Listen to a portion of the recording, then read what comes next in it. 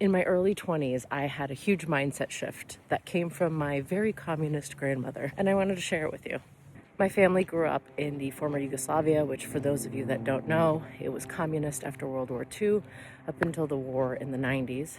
And my grandparents truly had everything they needed, but nothing more. When I was in my early 20s, she gave me some advice. It was that she was too poor to be cheap.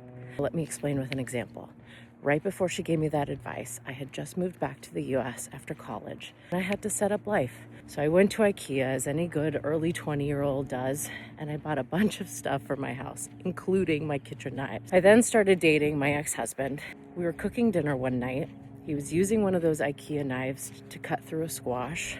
As he was cutting through the squash, the knife literally broke in half at the blade, and because he had that force and momentum, he ended up stabbing himself in the arm. Now, he's fine. I want to give that caveat. It was just a few stitches. We laughed about it later. I was being cheap and I bought really awful knives.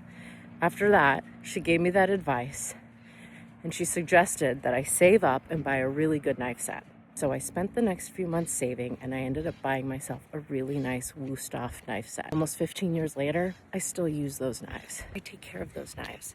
I don't put them in the dishwasher. I get them sharpened every year, and they are still in pristine condition.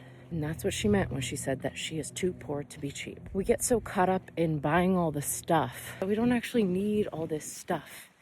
If you just buy a few quality things that are timeless and are gonna last you decades, it's gonna financially put you so far ahead of anyone who is constantly buying the new trends. Happy saving.